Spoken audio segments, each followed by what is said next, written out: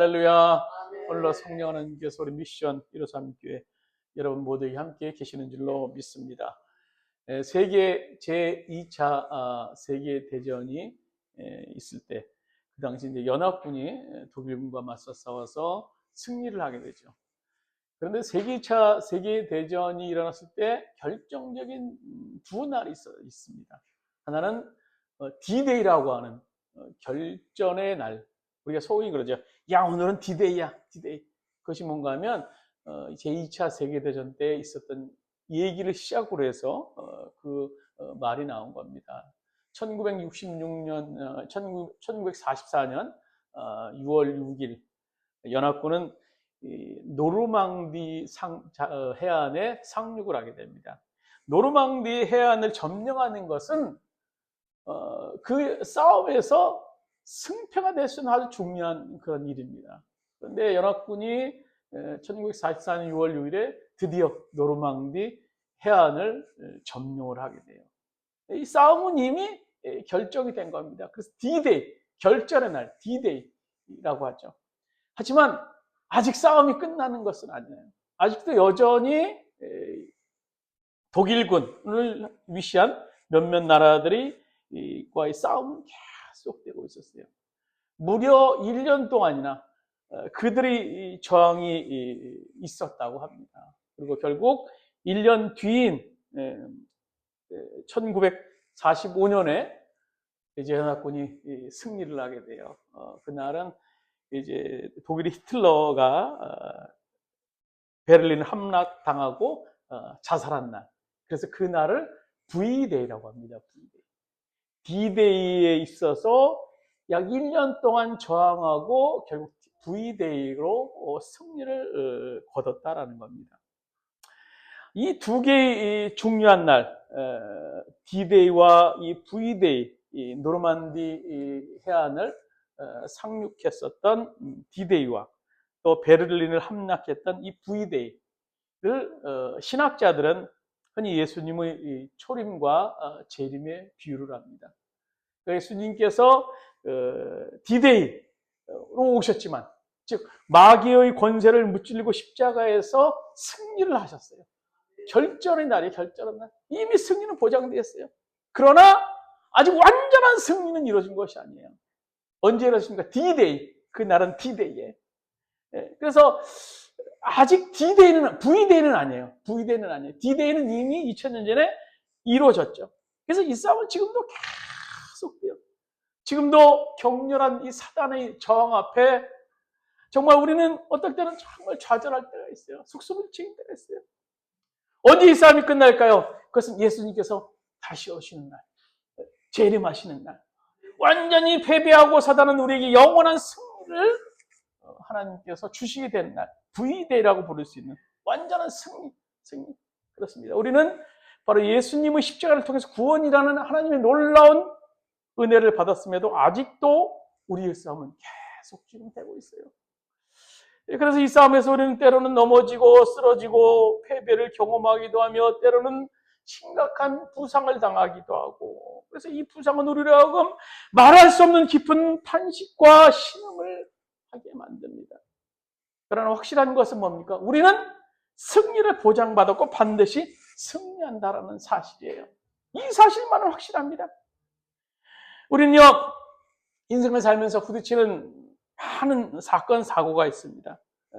그 문제에 대해서 승리와 패배를 결정하는 것은요, 우리가 어떤 승리할 수 있는 객관적인 그런 요소들을 많이 가지고 있느냐. 물론 중요해요. 하지만 그보다 더 중요한 것이 있어요. 그것은 승리에 대한 믿음, 확신이 있어야 된다는 겁니다. 승리할 수 있다는 그 믿음이 있을 때 우리가 요건보다 훨씬 더 넘치는 승리를 우리가 보장받을 수 있게 되는 거예요. 저는요, 우리나라 프로야구, KBL이라고 그러죠. 프로야구를 이제 관람하는 것을 경기장은 못 가고요. TV에서 종종 봅니다. 근데 치열한 봄, 여름, 가을의 그 리그를 끝나고 이 겨울이 되면 저는 그 선수들이 다 겨울 되면 뭐 방학이라 쉬는 줄 알았어요. 근데 얘기를 들어보니까요, 겨울에 더 열심히 해요, 연습해요. 겨울에 더 열심히, 피땀 흘려. 겨울에 열심히 연습한 사람이 실전에 가서 그 실력을 드디어 나타낸다고 합니다. 근데 한 해설가가 이제 이런 얘기를 하더라고요.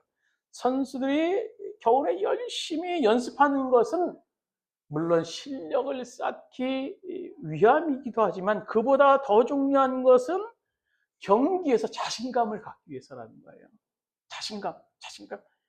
자신감을 가지고 있는 사람은요, 많이 연습한 사람보다 훨씬 더 투수의 공은 날카롭고 빠르고 타자는 어떠한 투수의 공도 쳐낼 수 있는 능력이 생기게 된다는 거예요.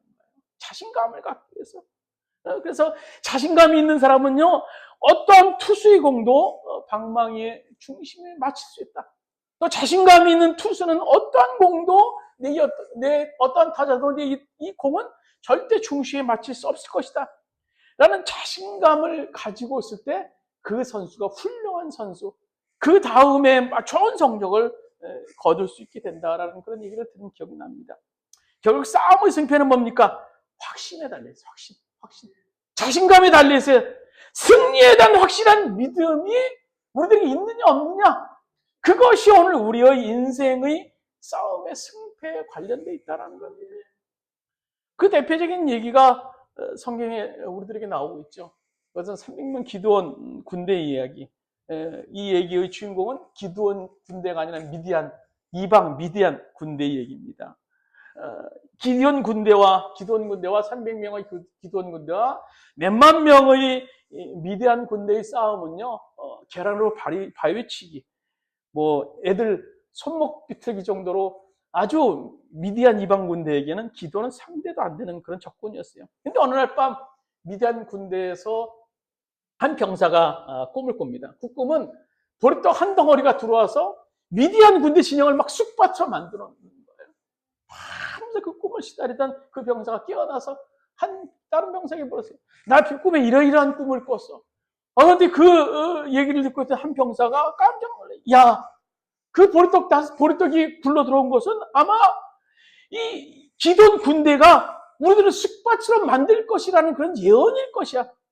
그래서 우리 군대가 기드온 군대에 우리 미디안 연합군이 패하고 말 것이다. 이런 해석을 하게 됩니다. 이런 패배할 것이라는 이 미디안 군대의 그 기운은 온 미디안 진영에 퍼지게 됩니다. 그때 마침 기드온의 300명 군대가 기습을 감행하는 거야. 야밤에 기습을 감행하고 나팔을 불고 막 항아리를 깨뜨리고 막 기습을 하자마자 미디안 군대는 자중질환을 일으키면서 기드온 군대에게 패배하고 맙니다. 저런 패배의식은요, 싸우지도 못하고 우리를 패배자로 만들 수밖에 없는 것이 바로 패배의식이에요. 그러나 오늘 본문의 사도 바울 보세요. 오늘 사도 바울이 살고 있는 시대는요, 로마의 막강한 정치 권력이 당시의 세계를 지배하고 있었던, 아마 지금 미국 이상으로 강력한 그런 힘을 가지고 있던 사람들이 로마인입니다. 그럼에도 불구하고 바울 사도는요, 세계를 복음으로 바꾸는 것이 가능하다고 믿었어요. 그것이 어떻게 가능할까요? 그 당시 박해와 모든 억압 속에 살아있었던 초대교회 성도들, 그들이었지만 바울은 소망을 가졌어요. 그래서 37절에 이렇게 고백하는 거예요. 그러나 이 모든 일에 우리를 사랑하시는 이로 말미암아 우리가 넉넉히 이기느니라. 넉넉히 이기느니라. 우리가 이 모든 일에 넉넉히 이기느니라. 바울은 당시 로마의 막강한 권력 앞에서 예수의 복음이 얼마나 연약한지 몰랐겠습니까? 알았을 거예요. 느꼈을 거예요. 그러나 그런 예수의 복음으로 인한 승리에 대한 움직일 수 없는 확신이 있었어요. 그래서 그 당시 당당하게 로마 서예를 통해서 확신을 고백할 수 있었다는 겁니다. 바울의 확신이 뭡니까? 바울이 그 당당한 확신이 뭐예요? 근거가 뭡니까? 오늘 본문에 세 가지로 우리들에게 말씀해 주고 있어요. 하나는 하나님의 주권에 대한 확신, 또 하나는 하나님이 우리에게 선물로 주신, 은사로 주신 것에 대한 확신, 또 하나는 하나님의 사랑에 대한, 끊을 수 없는 사랑에 대한 확신. 그것으로 인하여 바울은 승리에 대한 확신을 가지게 됐다는 겁니다. 첫 번째로 하나님의 주권에 대한 확신입니다. 우리 28절 말씀, 본문 28절 말씀 우리 같이 한 목소리를 들어보겠습니다. 우리가 알거니와 하나님을 사랑하는 자, 곧 그 뜻대로 부르심을 입은 자들에게는 모든 것이 합력하여 선을 이루느니라. 우리의 삶에 이해할 수 없는 고난과 실패의 순간들이 참 많은 것 같아요. 그러나 하나님께서는요, 좋은 일이든 나쁜 일이든 모든 일을 통합하여서 궁극적인 선, 하나님의 뜻을 이루어 가신다라는 그런 바울의 고백인 거예요. 그래서 우리가 진정한 크리스찬이라면요, 우리 삶에 대한 하나님의 놀라운 승리에 대한 그 계획이 준비되었다는 사실을 우리가 믿어야 되고요.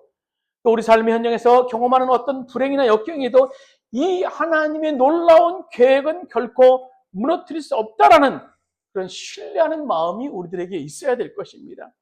이런 하나님의 주권에 대한 믿음이 우리의 승리의 근거가 되는 거예요. 오늘 우리가 읽은 28절에 보면 바울 사도는 우리가 안다라고 고백하고 있어요. 26절에 보면 우리가 알지 못한다라고 고백하고 있어요. 우리가 아는 것은 뭘고 알지 못하는 것은 과연 뭘까요? 우리가 어떤 때 보면요, 삶이 너무 힘들어서 억지로 기도를 시작하지만 뭘 기도해야 될지 몰라요. 삶의 정황들을 이렇게 돌아보면 뭘 어떻게 해야 될지 모를 때가 참 많아요. 계속되는 어려움과 고난 속에서 영적으로 모든 다 다운되어 있고 하나님의 존재 자체에 대한 의심을 가질 때가 있어요. 야, 하나님이 내 삶 속에 지금 계신 건가? 지금 나를 도와주고 계시는 건가? 우리의 삶이 마치 안개에 놓인 것처럼 모든 것을 알 수 없을 때가 있어요. 바로 우리는 알지 못합니다. 우리는 그때 알지 못해요. 반면에 그런 지경에도 우리가 아는 것은 뭡니까? 하나님의 부르심을 입은 자들에게는 세상에서 경험하는 역경, 불행, 사고 등이 모든 것이 합력하여 마침내 하나님의 선을 이룬다는 것을 우리가 안다라는 거예요. 하나님의 선이 뭡니까? 막 잘 되는 거예요, 뭐든지 사업도 잘 되고, 우리 자녀도 막 잘 되고, 그런 것도 물론 내포되어 있겠습니다만, 여기서 말하는 하나님의 선이라는 것은 29절에 이렇게 말씀해 주고 계시죠.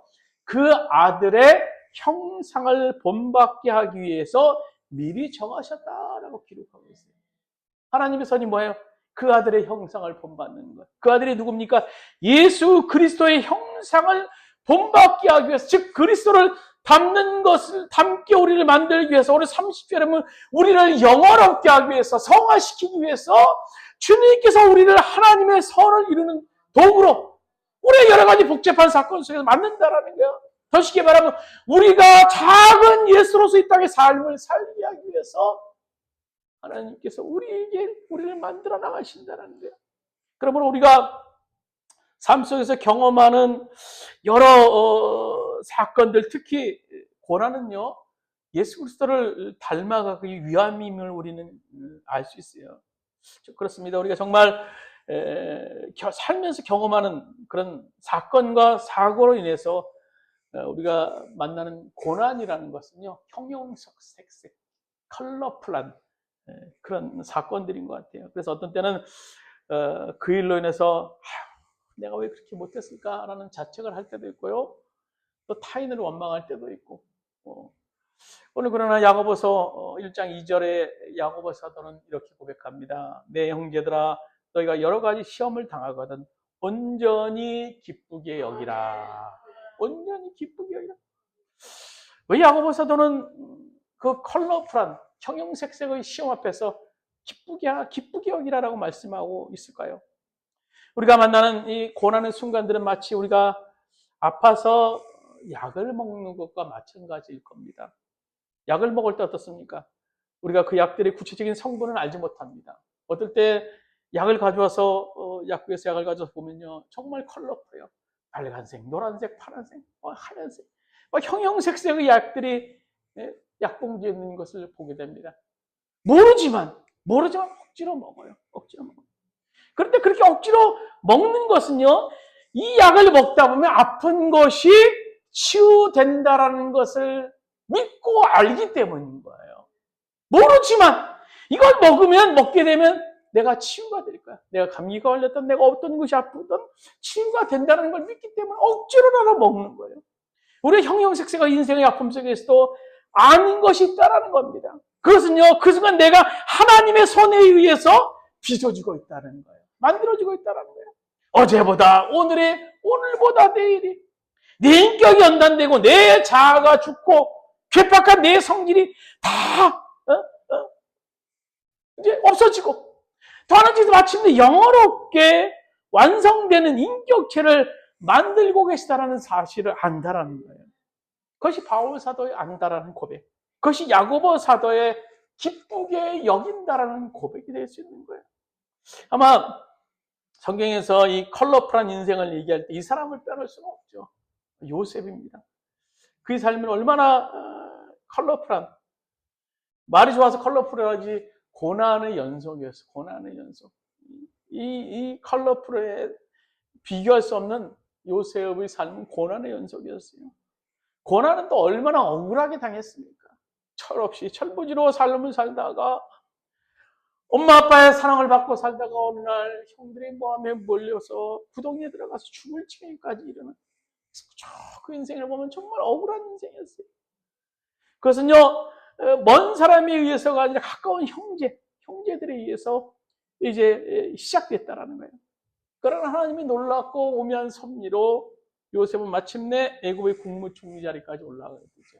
근데 마침 이스라엘 땅에 흉년이 들게 되어서 이제 형제들이 쌀을 구하러 요셉이 있는 애굽 땅에 오게 됩니다. 애굽 총리 앞에 요셉 앞에 나와서 무릎을 꿇고 곡식을 달라고 구걸을 합니다. 이 장면이야말로 요셉이 가장 통쾌하게 형들을 복수할 수 있는 기회 아니었겠습니까? 당장 저것들을 가서 감옥에 쳐넣어라, 곤장을 때려라, 또 심하게 생각해서 한번 참수형에 쳐라. 아마 그러고도 남을 그런 분함이었을 거예요. 요셉 입장에서는. 그러나 요셉이 그 형들에게 말하는 것을 창세기 45장 7절에 이렇게 말합니다. 사랑하는 형님들이여 근심하지 마소서. 나를 팔고 죽이려 했던 당신들의 과거의 실패 때문에 나는 당신들을 도울 수 있었고 기근에 처한 내 민족을 구할 수 있었습니다. 이 모든 일을 하신 분은 하나님이셨습니다. 하나님이 형님들에 앞서서 나를 이곳에 보내시고 이 모든 상황을 섭리하셨습니다. 따라서 난 당신들에게 아무런 원망이 없습니다. 형제들을 당당히 용서하고 그 상황 속에서도 넉넉한 승리자로 살 수 있었던 요셉의 믿음은요, 형형석색의 컬러풀한 그의 인생을 하나님의 주권에 대한 그런 믿음, 그리고 그에 따른 계획, 섭리로 바라봤기 때문에 가능했던 겁니다. 바로 이 하나님에 대한 주권, 하나님에 대한 주권과 섭리는요, 우리가 당하는 고통 가운데서 우리의 승리의 근거가 될 수 있는 거예요. 이 주권을 소망하는 사람은 이 땅에서 어떤 고난과 환난 가운데서도 승리하는 삶을 살 수 있겠어요. 주님이 주권이, 주님이 섭리가 홀로 내 삶을, 나를 주장하고 계시다. 라는 그런 확신 때문인 겁니다. 하나님을 사랑하는 자, 곧 그 뜻대로 부르심을 입은 자들에게는 모든 것이 합력하여 선을 이루느니라. 이것이 바로 오늘 바울 사도의 첫 번째 승리의 근거, 확신이 됐던 겁니다. 두 번째는 뭡니까? 오늘 32절의 말씀 우리 같이 한 목소리를 들어보겠습니다. 자기 아들을 아끼지 아니하시고 우리의 모든 사람을 위하여 내어 주신 이가 어찌 그 아들과 함께 모든 것을 우리에게 주시지 아니하겠느냐. 두 번째는 뭡니까? 하나님의 선물, 은사에 대한 믿음 때문이에요. 바울 사도는요. 여기 오늘 개정 성경에는요 빠졌는데요. 예전 성경 버전, 개혁 성경이나 새 번역 버전에는요, 은사, 우리에게 은사로 주시지 아니하겠느냐라고 했어요. 또 새 번역 성경에는요, 선물로 주시지 아니하겠느냐라고 기록하고 있습니다.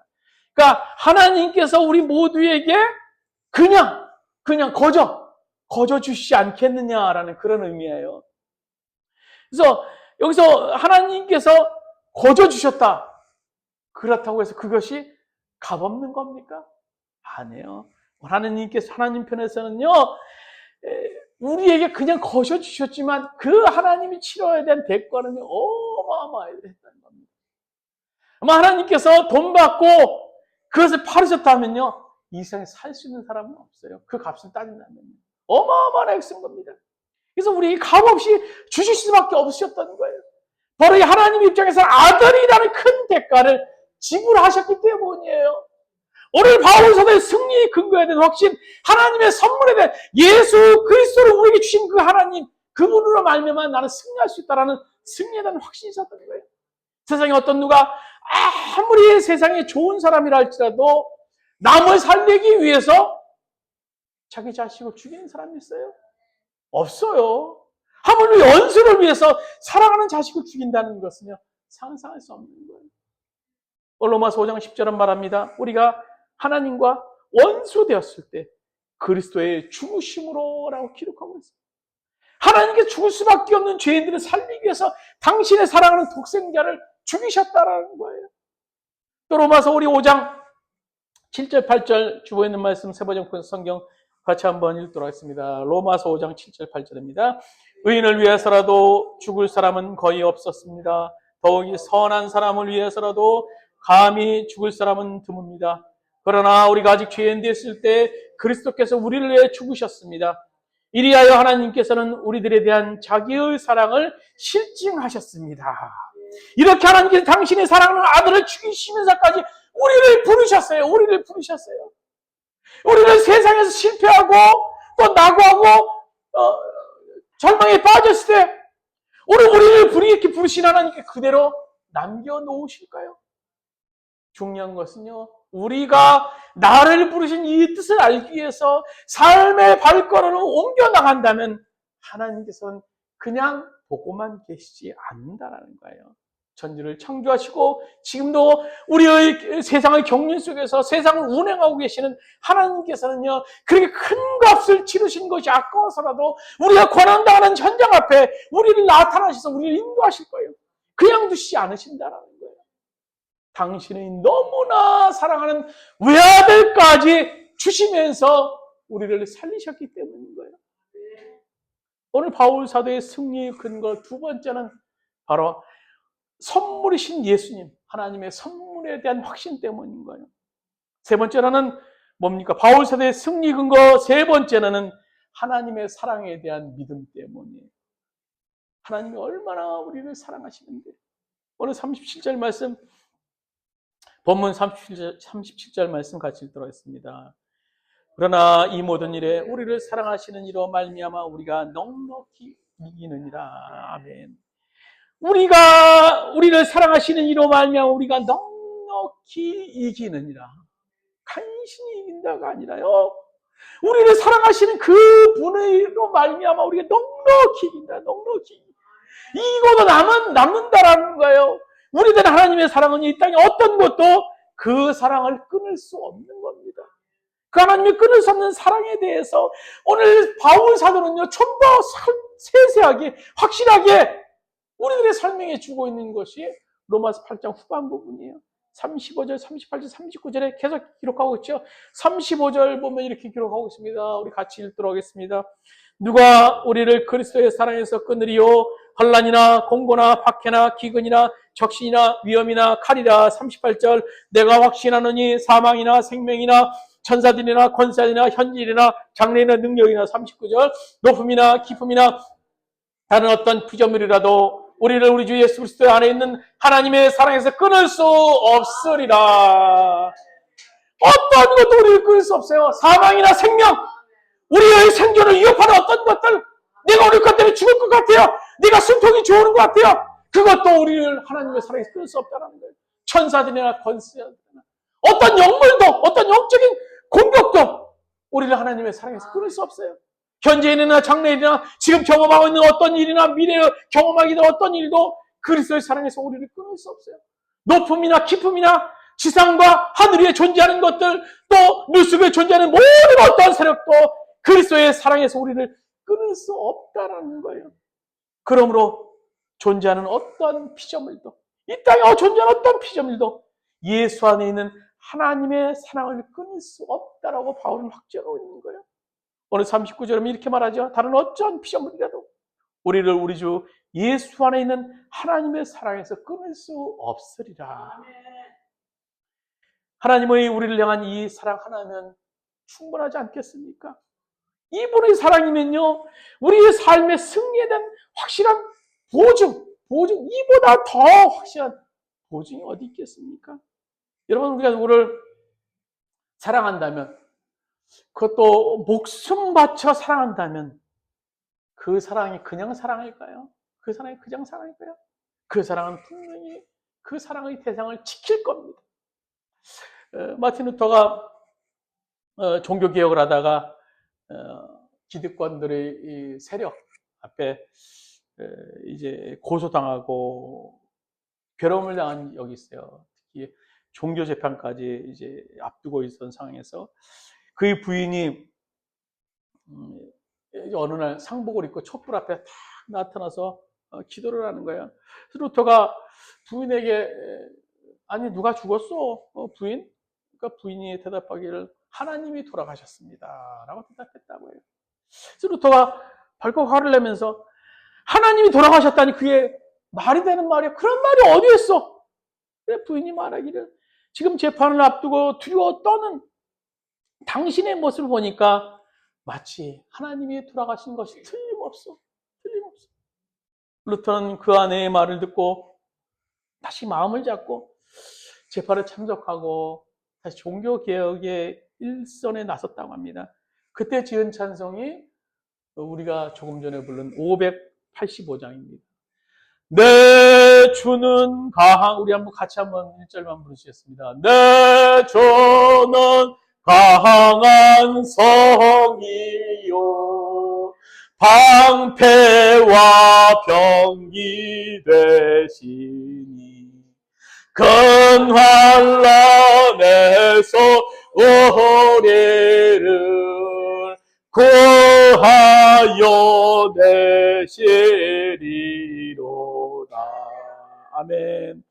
오늘 우리 가운데 당하는 환난이나 역경, 박해, 영적인 어떤 굶주림으로 인한 그런 아픔, 위협, 죽음의 위기 앞에 우리가 서 있는 분이 계십니까? 그러나 오늘 말씀을 붙잡으시길 바랍니다. 이 모든 일에서 우리를 사랑하시는 이로 말미암아 넉넉히 이기느니라. 오늘의 삶 속에 부딪히는 여러 가지 환난과 역경, 아픔 속에서도 오늘 이 말씀을 붙잡고 오늘 바울 사도의 승리의 근거의 말씀을 붙잡고 우리도 오늘도 자신 있게 우리가 하나님의 자녀로서 하나님의 사랑, 또 하나님의 우리에게 주신 선물, 또 하나님의 우리를 향한 그 주권에 대한 것을 확실히 믿음을 통해서 오늘도 승리할 수 있는 여러분 되시기를 주님의 이름으로 축원드립니다. 기도드리시겠습니다. 주님, 약속의 말씀을 붙잡기 일어납니다. 바울 사도가 우리들에게 고백한 그 약속의 말씀 우리도 붙잡기 일어납니다. 그 막강한 로마의 권력 앞에서도 위축되지 않았고 당당하게 복음을 들고 나갔던 바울 사도의 고백, 그 고백이 우리의 고백이 되기를 합니다. 합력하는 사람으로서 하나님을 사랑하는 자 모든 것이 합력하여 선을 이루리라 말씀하셨던, 내가 넉넉히 이긴다 말씀하셨던 바울 사도의 고백, 우리들이 고백이 되기를 합니다. 우리 삶 속에 부딪히는 모든 일 속에 있으니 여전히 우리 함께 하시는 그 하나님의 주권, 또 우리를 사랑하시는 하나님의 그 사랑, 또 우리를 위해서 십자가에 돌아가신 예수 그리스도의 그 십자가의 그 은혜로 말미암아 오늘 우리가 승리의 바늘에 설 수 있는 우리 모든 미션 유로 삼기 성도 될 수 있도록 주께서 인도하여 주시옵소서. 이제는 우리 주 예수 그리스도의 은혜와 하나님 아버지의 원하신 사랑하심과 보혜사 성령님의 감화감동 내시고 통하시는 은총이 오늘 하나님의 주권과 우리에게 주신 선물, 또 하나님의 그 끊임없는 끝없는 끊을 수 없는 그 사랑으로 인해서 오늘 넉넉히 이기리라 승리를 외치기를 하는 우리 모든 미션 유로 삼기 성도들 머리 위에, 그의 가정의 사업장과 직장의 이 땅의 모든 교회 위에, 또 이 방송을 듣는 모든 이들 위에 이제부터 언제까지 함께 하시기를 간절히 축원하옵나이다. 아멘.